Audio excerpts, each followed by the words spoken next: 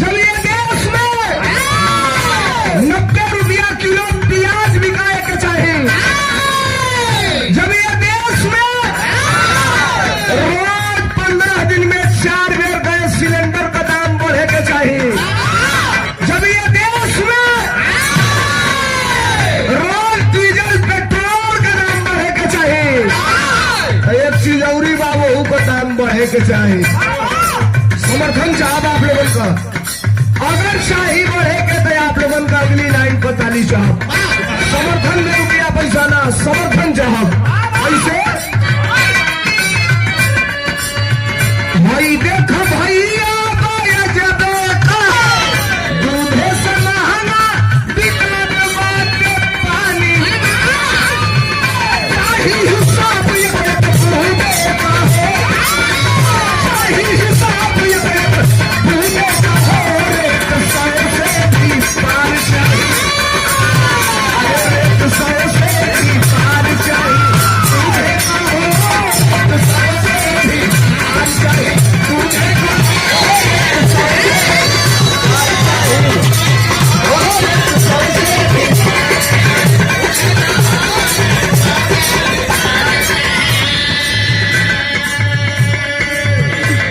महत्व का कहना ये मेरे में का रास्ता में कील गाड़ा गलिया रेट 100 से भी पार चाहिए, दूधे का हो तो 25% का ताली बाजल। हमें कहते कि नूरी का दाम बढ़े के चाहिए, 70 से 90 हो जाए के चाहिए तो सबको बच जाए। गड़बड़ी तो यही आके फंस जाती है, समस्या यही है, कहीं और नहीं है। दास का शुरुआत है दुनिया के मतारी से एक भक्त का कहना है, तू लाइन का वंदना तो नहीं गौर करी हालो कैसे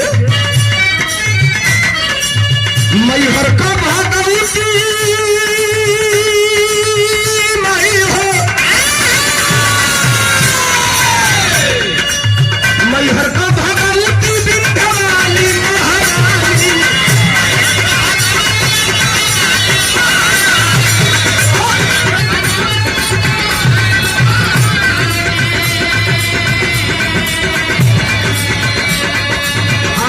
जब जरूरत पड़े खलू तुम पानी,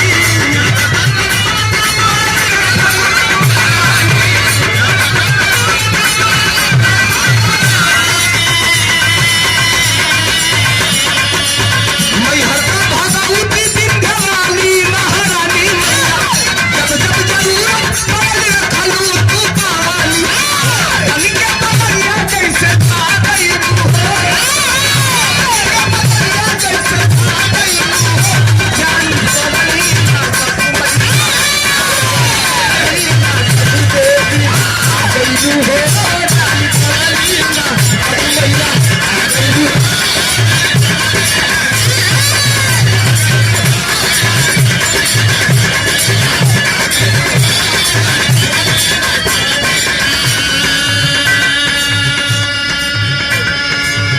पूरा हृदय बराबर आवाज भाई ऐसा दूर कराऊ टन्ना ये हम हो हमार बतिए ना समझ में आई तो कोनो मतलब नहीं। शिव जी डॉक्टर साहब के तरफ से प्रत्याशी सदस्य क्षेत्र पंचायत भैया ठीक अमवा अस्करन के ऐतिहासिक धरती से 100 रुपया भैया के नमस्ते प्रणाम। आज सुप्रीम कोर्ट ने आदेश कर दिया कि 30 अप्रैल तक पंचायत का सभी चुनाव करा लिया जाए, 15 मई तक अध्यक्ष जिला पंचायत और ब्लॉक प्रमुख का चुनाव करा दिया जाए। दुनिया का हर चीज हर आदमी के दे लू, हमके कुछ चाहिए ना, तो यार कृपा तनी सा हमारे पर भाई जौना धर्मेंद्र सोलंकी के साइकिल खरीदने का हैसियत ना रहल, तुहार कृपा भइल, आज जब तुहार दया दृष्टि भइल तो भइल का मास्टर शुरू में सजा दी हलू हमारी आवाज के, अरे शुरू में सजा दी हलू हमारी आवाज के, दुनिया में फैलन माई ने के समाज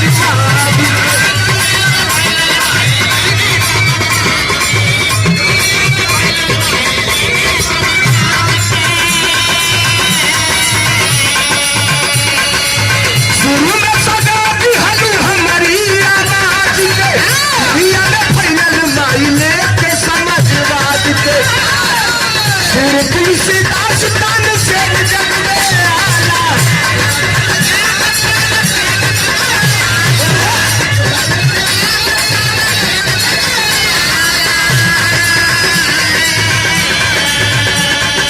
अरे गायक भजन मीरा पियली विष्णु प्याला।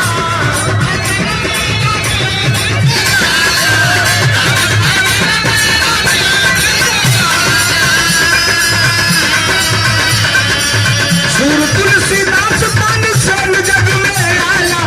गावत भजन मीरा पियली विष्णु प्याला। के गाता सब तूनु भागैलू हो, सब तूनु भागैलू हो। जानी बदली ना कबू मैया, जानी बदली ना कबू देवी तू हो। जानी बदली ना कबू मैया।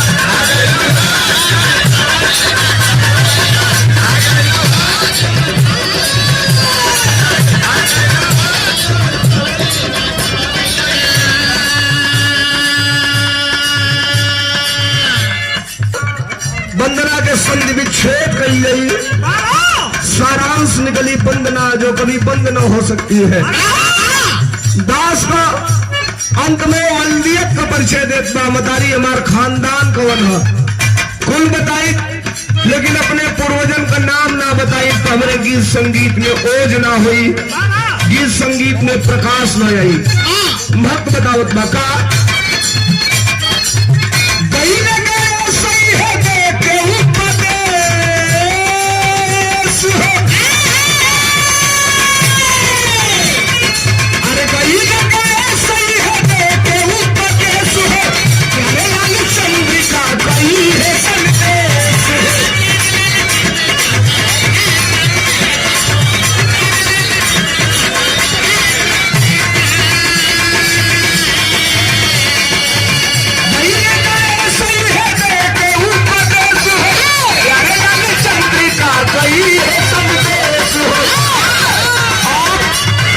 हम कुछ मांगल चाहते हैं, बहुत कुछ दे लू, बहुत कुछ देबू, लेकिन आज ये मन से हमके का चाहिए सुना का बताओ था भक्त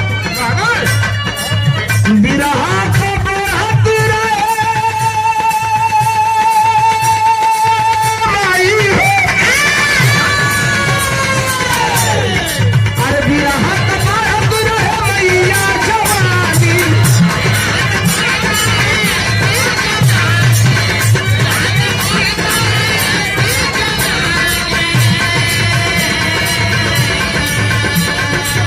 देवी हो बचई हमारा कभी जी का पानी।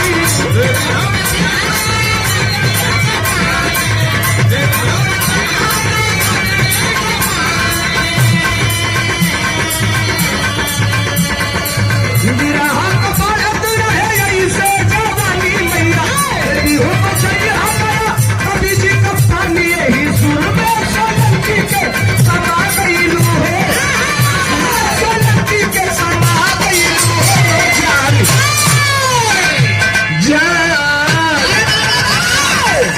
जानी पवनी ना काबू मैया।